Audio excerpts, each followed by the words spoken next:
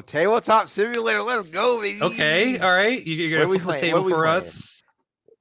All right. We're going to talk about a game that I made.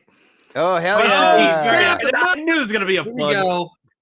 Here we go. So yeah, this is a game that I made like, I don't know, what it was like 1 million years ago now. Feels like a million years ago. I've talked about it before every now and again. I just want to show it off and show you guys that it's real and you can play it in Tabletop Simulator. You can also download it off itch.io.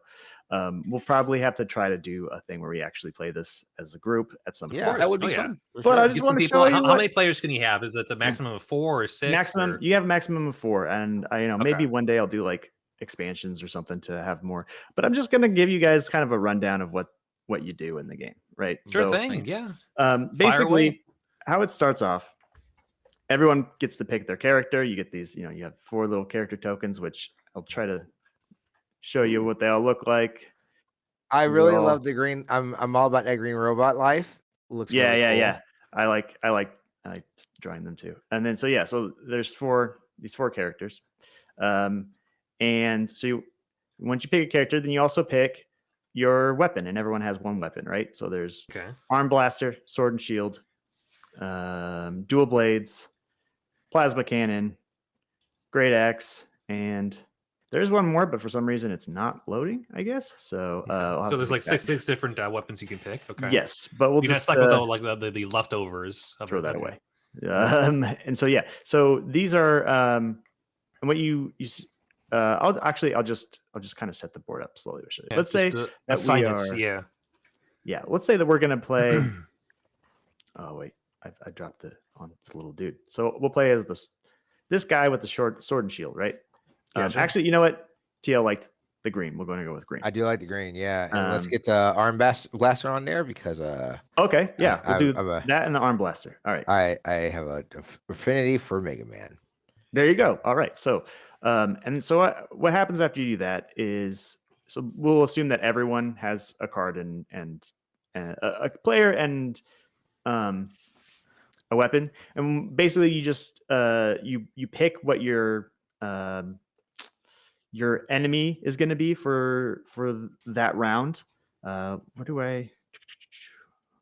Are you just trying to just draw one? Yeah, we'll just draw one. It's if you just if you tap it, it'll just grab. All right, so we're gonna fight the slime guy. So hell yeah! After you figure out then you draw 4 of these cards based on crystals. The 4. It's a sword actually. So sword. Okay, I see. Okay. These are attack type behaviors, and then they have some enemies have defensive type behaviors. So they'll have like this guy right here has 2 of each. So basically, you just draw based on what that says. So this has 4. And then when you start the hunt, you draw these. You draw a few of these cards, the arena cards, right? And I'll take this over here and just I don't need the whole stack anymore. We're just gonna put them over here. Obviously, I have not used Tabletop Simulator in a while, so if you hold Shift, you should be able to grab all the cards. So there you go. Basically, what happens is whole mess of cards. I play a lot of Tabletop Simulator. No, this is very helpful. This is very helpful. So basically, at this point, you would start going around in a circle doing. So the first, actually, you trying to flip? The first one is If you click it and just hit F, it'll flip it. Cool. So we're like basically scouting the arena, right? And so normally when this card gets drawn, this is where the beast always has to begin the match here. And if you open it when you're still hunting around, you're searching for the enemy basically. So everyone would have to take a point of damage and all that sort of stuff. I won't get into every single card, but basically what happens is you're flipping over all the cards unless the card tells you to, that do something combat is happening, right? So hunters will start on the hunter camp always, beast, and so there's these different ones, and they all have different, basically different things that happen on each space, right? So as you can tell, they have different rules. We won't get into them all. I was actually gonna mention that. Like, forgive me if you've answered this over the years in podcasting. You probably have, but like when you conceptualized this game, was this something that you kind of printed out and had physical kind of version of it? Then you just moved that into the tabletop simulator. Yeah, I basically just took the PNGs of all the cards that I had created and moved into Tabletop Simulator. I was thinking about showing the cards, but I was like, I'm just going to show it in Tabletop Simulator. So basically, cool to have both. So what happens after that is you basically will start combat, and hunters can move. Depending on what your weapon is, it changes like what your movement is. And you can only move a couple spaces depending on, that stuff too. And so then the enemy will move, or actually, I'm getting ahead of myself. Then you flip over the first card and it will say like something like, what does it say? Basically, the monster moves, will attack 3 times in these directions. So if it's a down arrow, it attacks at that space and then that space because it's a side arrow. And since there's nothing over here, you ignore it, but does not move. So that action takes place, and then everyone can decide like, okay, I'm going to attack or I'm going to do whatever.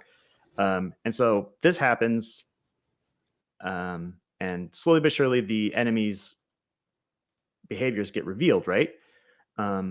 And at first you won't know what the enemy's doing. It'll be like, what the fuck? Okay, so you have to kind of anticipate it. But once you know what the enemy's behavior is, this stays static the whole time unless you're playing like there is a rule set for like higher level hunts or whatever where it's randomized every time.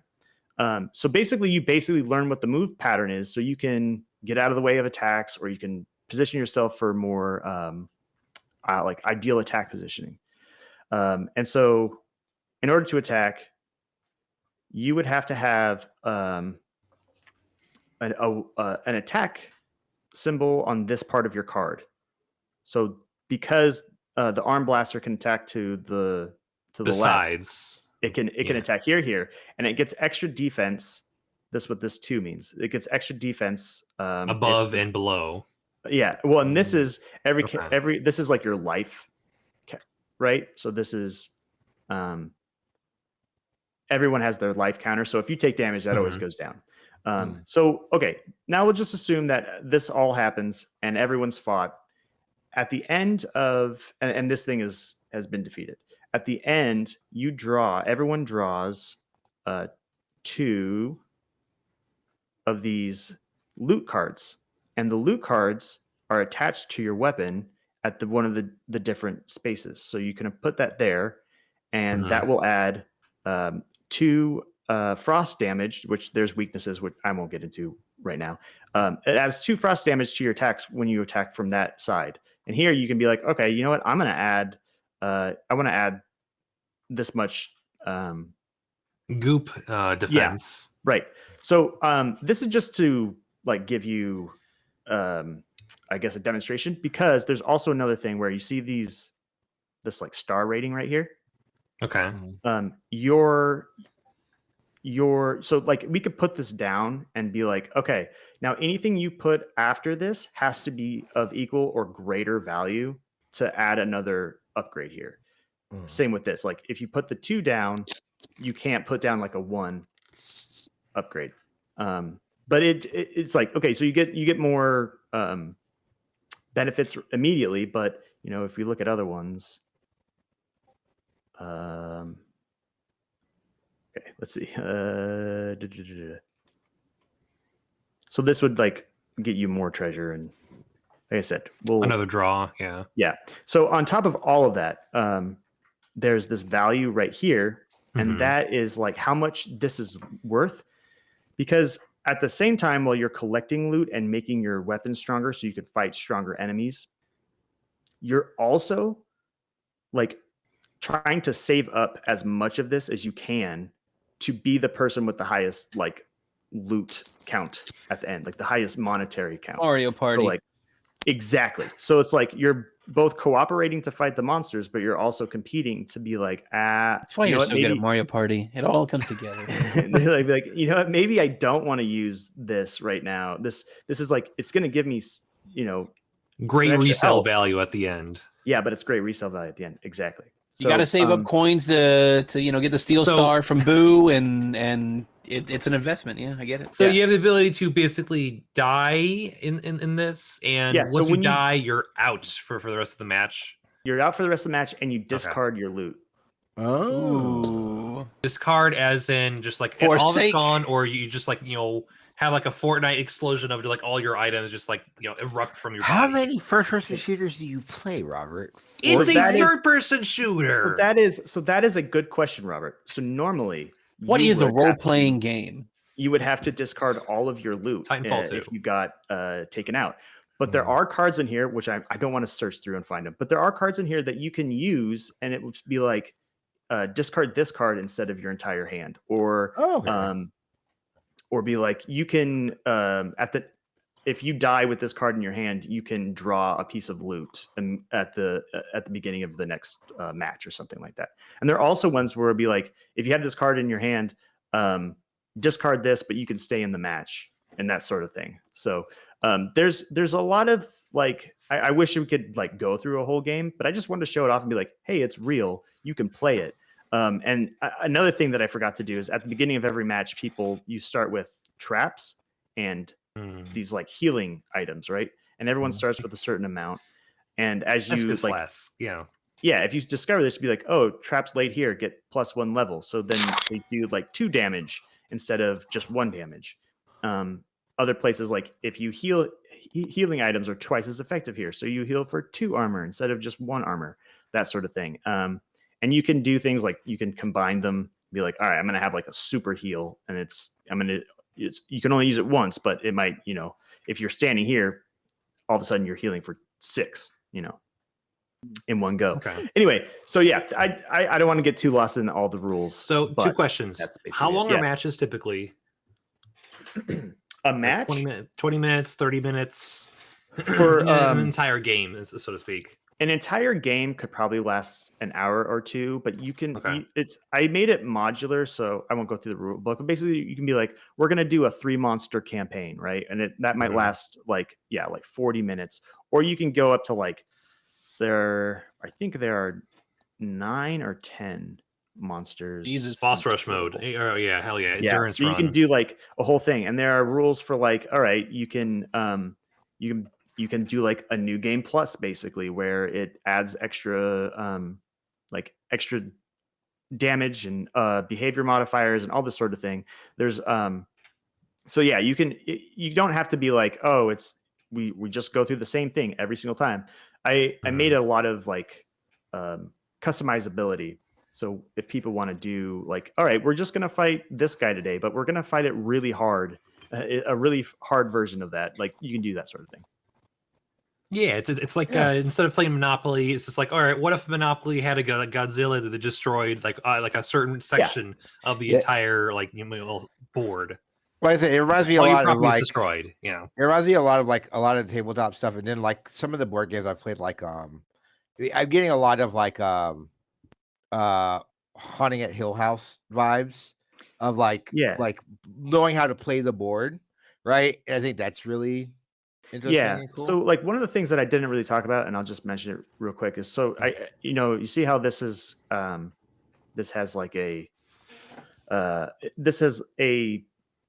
weakness or an elemental attack on this side. So if the monster is here, we'll say here, I'm just thinking about this too much. Basically, let's say sometimes the monster will be weak. You can see up here like what the monster's weak to at that given moment.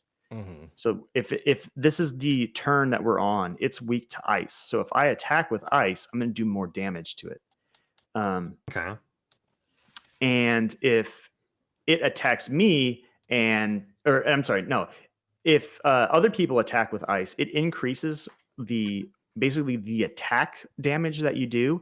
So instead of doing like flat damage, you're like ranking up a number, and based on that number, it determines how much damage you actually do. So like you might do like, if you got like 10 damage, you would actually take away like only 2 of its health, but that's like a big hit against it, right? Essentially. So yeah, there's definitely like the whole idea is like you and the other people want to be like in the most like optimal positioning to both mitigate your damage and do as much damage per turn against the monster.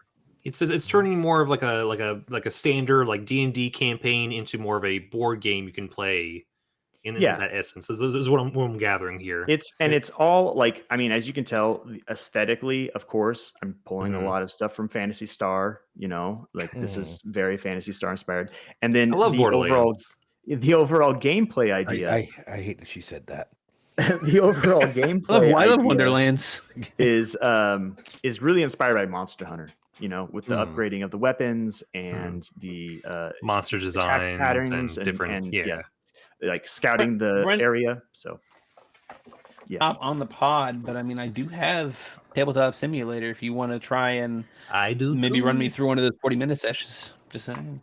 Yeah, I think. How many players is it up to? It's up to 4. You mentioned 4, And you know, there may be a day where I add more or something, but I just want to we can for sure do this in the future and try to schedule it. So if we want to include Kayla or someone else wants to be included in that, we can definitely give that a try. Hopefully that wasn't too boring, but I just really need. No, it wasn't boring at all, dude. Well, no, now you have a different avenue. Don't do that. Don't do. Hey. I meant for the people listening. Not for Brennan. Hey, no.